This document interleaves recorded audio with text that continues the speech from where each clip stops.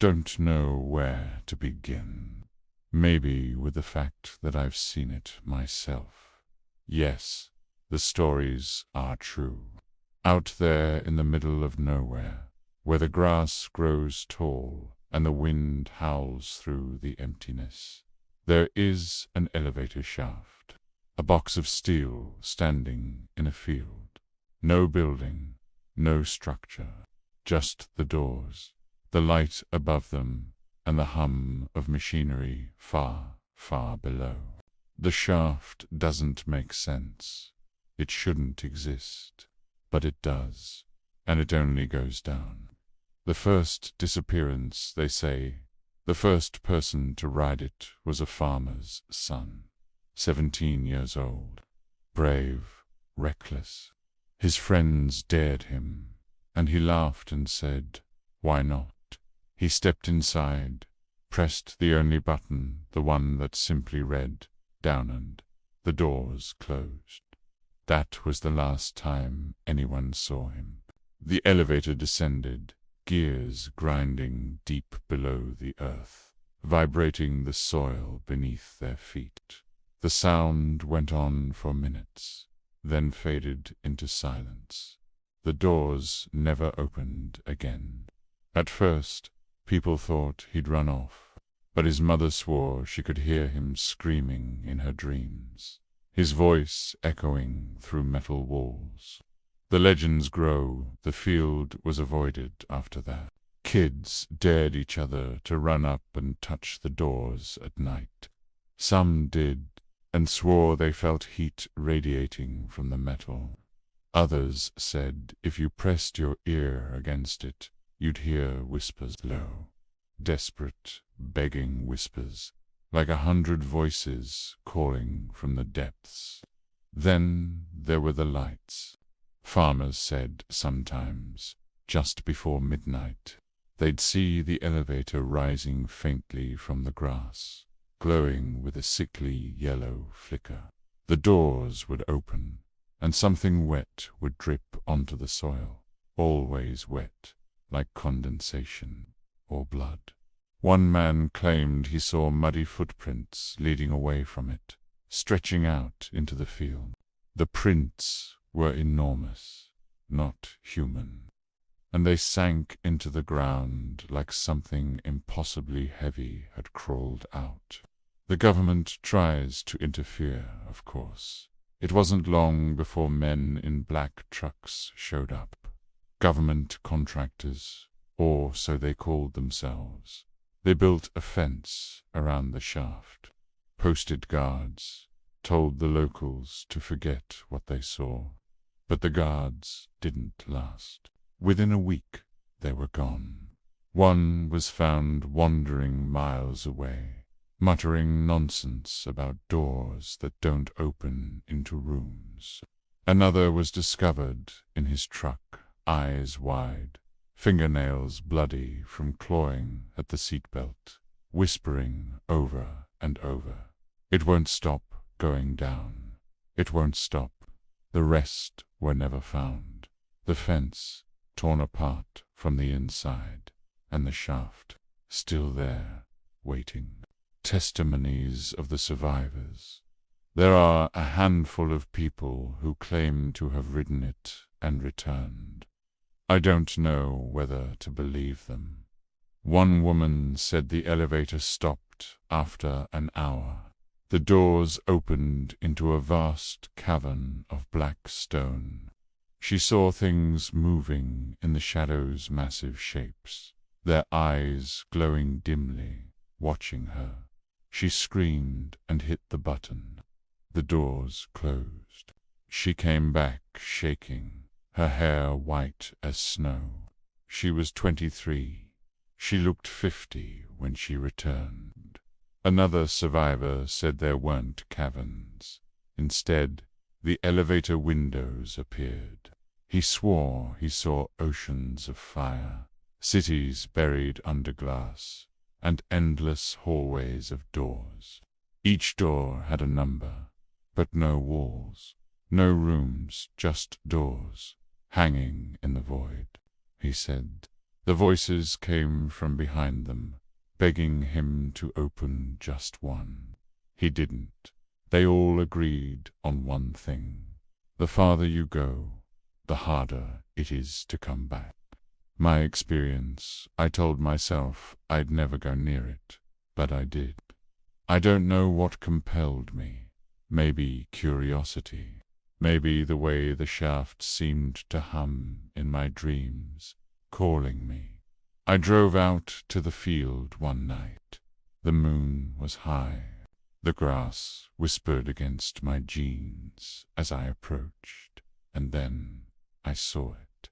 The steel doors stood silent in the moonlight, and then they opened. The inside was glowing. The light buzzed faintly. The button blinked down. I don't remember stepping inside, but suddenly I was there. The doors closed behind me. The elevator shuddered and began to move. The sound was deafening, like stone being ground into dust beneath my feet. I felt it pulling me down, deeper and deeper, past anything human hands could have built. Minutes passed, hours maybe. Time didn't feel real anymore. The light flickered. Once it went out completely.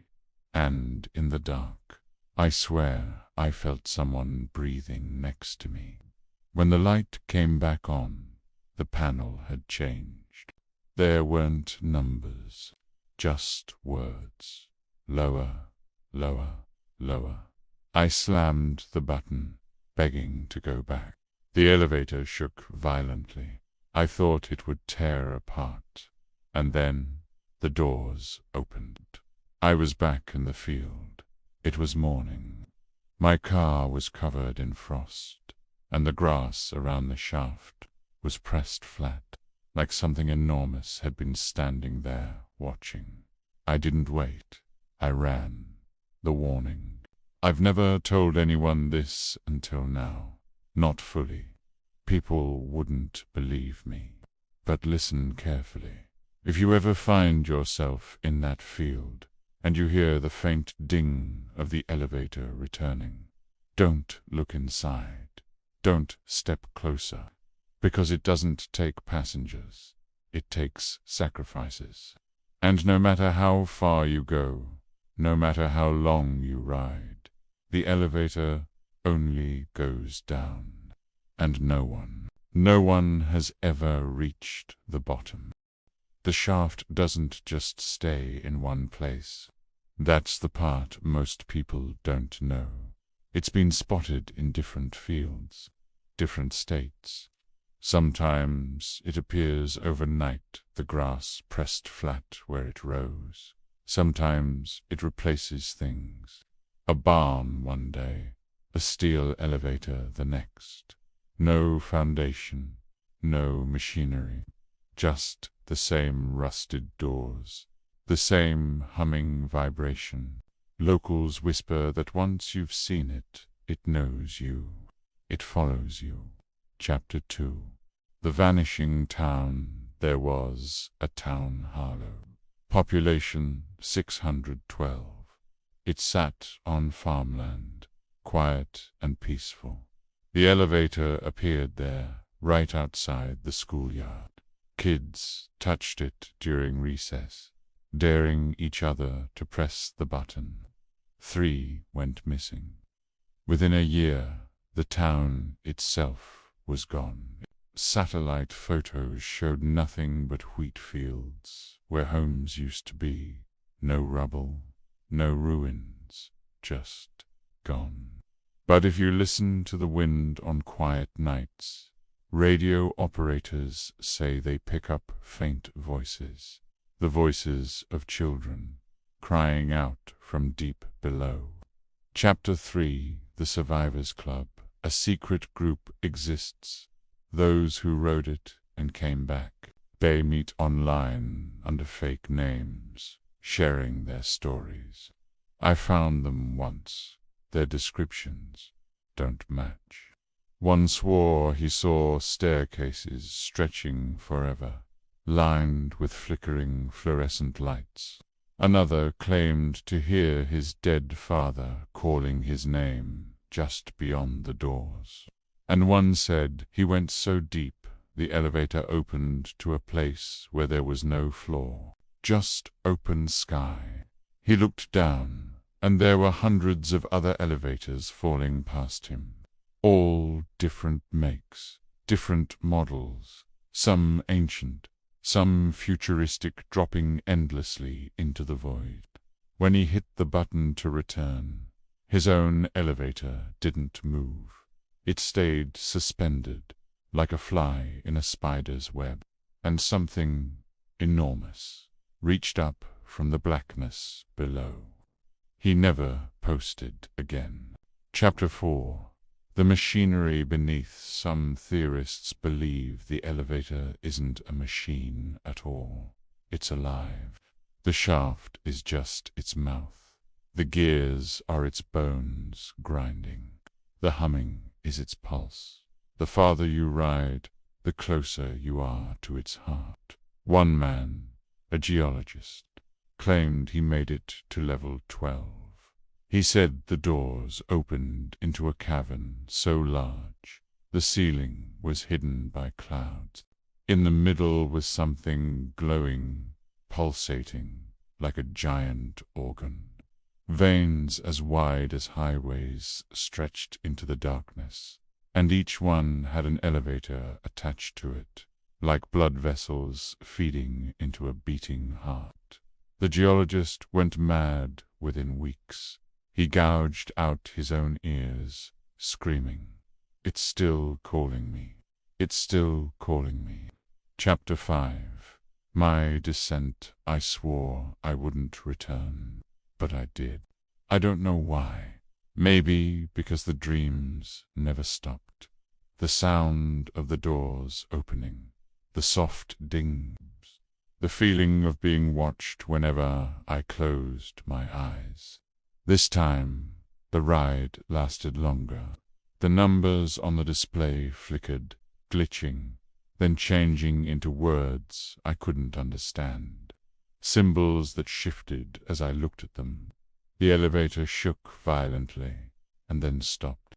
The doors opened into something impossible. It looked like my street, my neighborhood, but it was wrong. The sky was black. The houses stretched tall and thin, and figures stood in the yards, motionless. Their heads twitched as I stepped out. Their faces were blurred, smeared, like paint dripping in water. They all turned toward me at once, and in perfect unison, they whispered, "Lower." I ran back inside, slammed the button. The doors closed. Final chapter. The truth, I'm writing this because I think I've figured it out. The elevator doesn't just go down. It goes somewhere else. Other places. Other versions of our world. It's not about depth, it's about descent into things we weren't meant to see.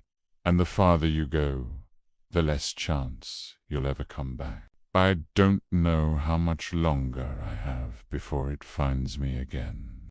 The sound is in my walls now. I hear the ding when I wake up at night. Sometimes my bedroom door opens with a hiss like elevator doors. And I know one night soon I'll see it waiting at the end of the hall. The doors will slide open. The button will glow. And it will take me, because the elevator only goes down, and one day it's going to reach the bottom. Most people never come back, but some do. The problem is, they don't stay the same. A woman from Nebraska rode the shaft when she was 17. She reappeared 5 years later on her parents' porch, barefoot, in the same clothes she wore that night, not a day older, except her skin had changed jashan gray. with faint black veins glowing under the surface, pulsing with every heartbeat. She didn't speak for months. When she finally did, her first words were, "I wasn't supposed to leave." She died the next morning, but her parents swear they still hear the elevators ding every night outside their window. Chapter 7. The Film Reel. In 1983, a group of college students tried to document the elevator. They brought cameras, wires, recorders. One stayed above ground, while 3 descended. The elevator came back empty. A week later, a package arrived at the cameraman's dorm. Inside, a film reel, grainy, distorted. It showed the 3 of them standing in the elevator, laughing, nervous. Then, as the floors ticked lower, their expressions changed. They began to twitch. Their smiles stayed frozen, but their eyes widened in terror. Then, when the image returned, the elevator doors opened to reveal a room of televisions stacked floor to ceiling. Each one showed the cameraman sitting in his dorm watching the film reel. The footage ended with the ding. The cameraman disappeared that night. Chapter 8. Levels below, there are whispers online, maps of the shaft's levels. Survivors who scrawled notes before vanishing. Level 3. Endless staircases leading nowhere. Footsteps follow you, but you're always alone. Level 7. Rooms filled with mirrors. Your reflection doesn't move with you. Sometimes it smiles. Level 10. A flooded chamber. Something swims just beneath the surface, waiting for the ripple. Level 15. A hospital wing. Every bed occupied by a copy of you. Some awake, some asleep, all whispering the same word. Down. Nobody has recorded what lies below level 20.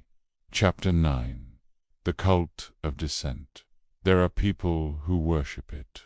I've seen their forums, their coded phrases. They call themselves the Descent. They believe the shaft isn't a curse, but a gift, a stairway back to the origin, a place before the world was born. They leave offerings, photographs, jewelry, blood beside the doors. Some even volunteer their children, believing the shaft will return them perfected. The FBI once raided one of their gatherings. 30 worshippers were arrested. By morning, every single one of them was gone from their cells. The security footage only showed elevator doors closing. Chapter 10. My second descent. I swore I'd never go back, but the dreams dragged me in. I found the shaft again, not in a field this time, but in a parking garage. Concrete, flickering lights, the same steel doors. Humming, I stepped inside. This time, the elevator didn't move smoothly. It lurched.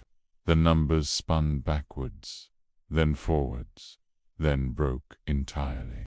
The doors opened, and I saw a massive library, dust-covered books, stretching into infinity. I pulled one off the shelf. The cover had my name on it. Inside, hundreds of pages describing my life, word for word. The last page ended with me opening that exact book. The page was blank beyond that. Then I heard footsteps, not mine, not human. I ran. Chapter 11. What waits below? There's a rumor of one Manon, urban explorer, who claims he made it farther than anyone else. He said at level 30, the shaft opened into nothing but endless black. He tossed a flare into the dark. It fell, and fell, and fell.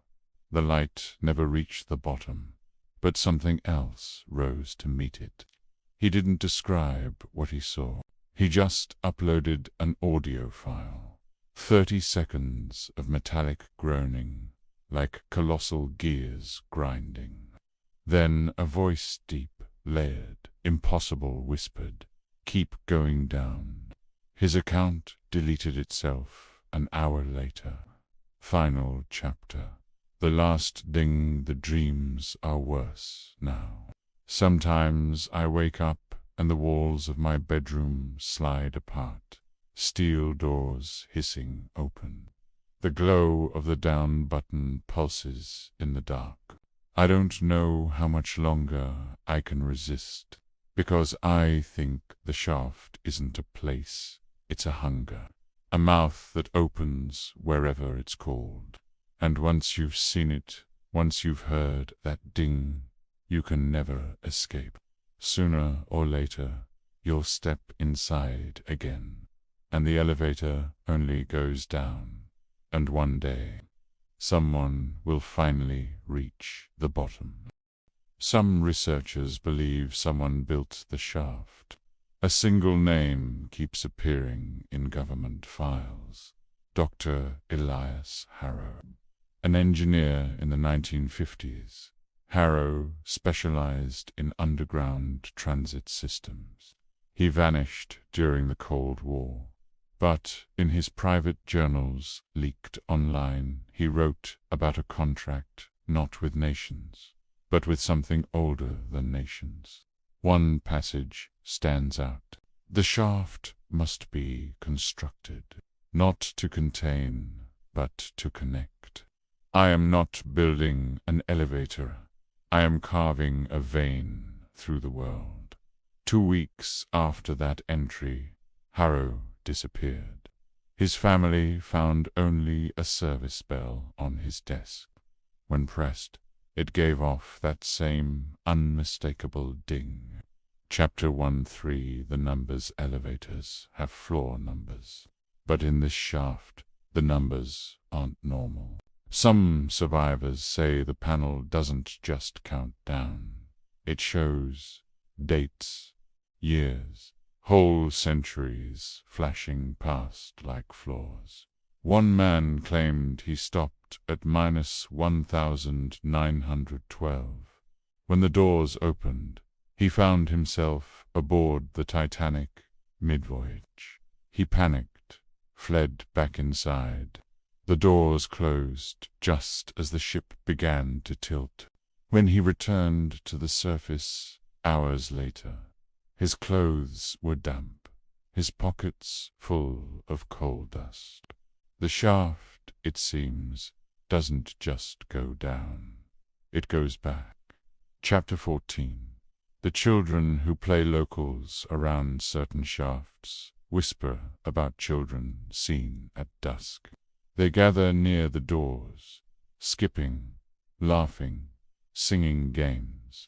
But their voices are wrong flat, distorted, like a tape running too slow. When asked where they came from, they all give the same answer: we came from the bottom. The moment an adult approaches, the children scatter into the tall grass, dissolving like smoke. The ding always follows. Chapter 15. The broadcast in 1999. A shortwave radio enthusiast caught a strange transmission. A repeating chime, exactly the tone of an elevator bell. After every fourth chime, a distorted voice recited numbers. They weren't random. They were GPS coordinates. Every coordinate led to another shaft. The voice grew clearer with each broadcast. At the end of the last recording, the man swore he heard the voice whisper, "You've found them all." Now step inside. He was never heard from again. Chapter 16. The things between floors. Not everything in the shaft waits below. Sometimes, between floors, survivors report interruptions. The elevator shudders. The lights flicker. For a moment, the doors open to reveal narrow corridors of concrete and metal pipes.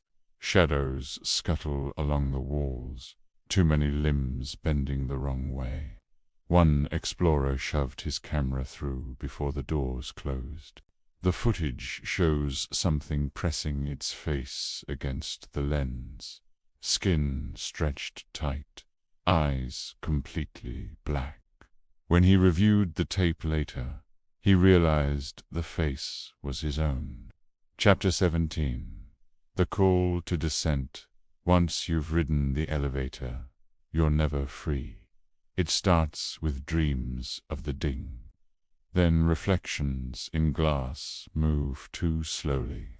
Then shadows in the corner linger longer than they should. Eventually, you hear it, the humming, that faint vibration, even when no shaft is near.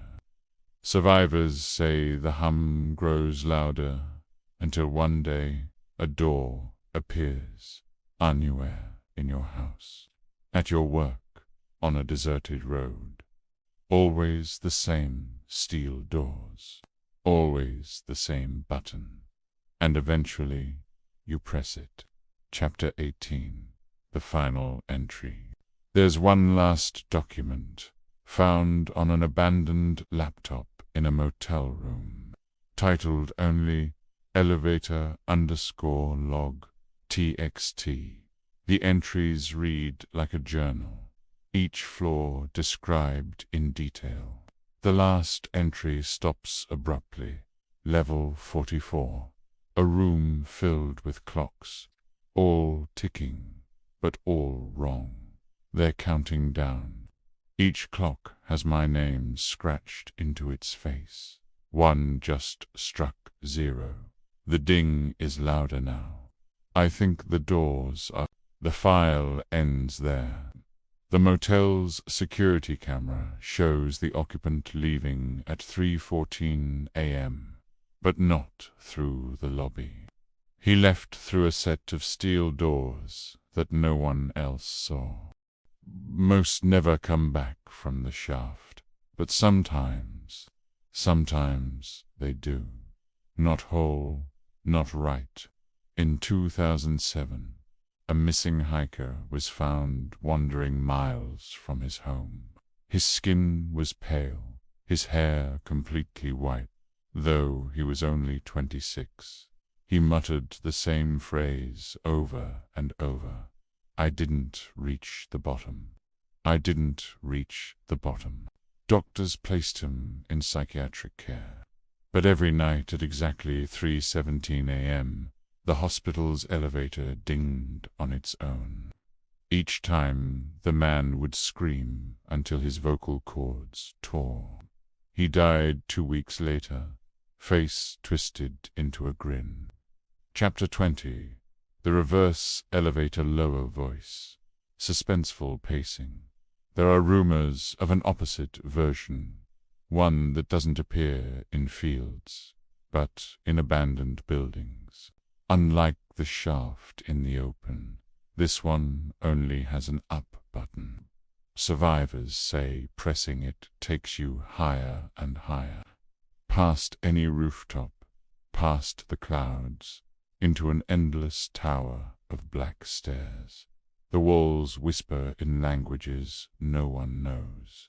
Some say it leads not above, but to a heaven that has nothing holy left in it. And when you step out, the doors don't close. They wait. They always wait. Chapter 21. The mirrors pause before this section. Whisper certain words. In some shafts, the elevator walls aren't metal. They're mirrored. If you look closely, you'll see your reflection breathing just a second out of sync. If you keep staring, it begins to smile before you do. And if the elevator stops between floors, your reflection doesn't stop with you. It keeps descending forever. Some people leave the elevator and find their reflection is gone. No reflection in glass, no shadow on the floor. And when the ding sounds behind them, their reflection steps out. Chapter 22. The sound below, long, slow delivery, building tension. Nobody knows what's at the bottom, but people hear it. Press your ear to the steel doors and you'll catch it. Not just the humming, not just the gears. Something else, something alive, breathing, slow, heavy, endless breathing. Sometimes a low laugh, and sometimes it calls your name. Chapter 23. The passenger. Intense, quick pacing here. One rule: never ride with anyone else. There's a story about a girl who entered the shaft late at night. Just as the doors began to close, a man in a suit slipped inside with her. He smiled politely, pressed the down button. They descended in silence. But she noticed something strange. He wasn't reflected in the metal of the doors. When the elevator stopped, the man stepped out. The girl stayed behind.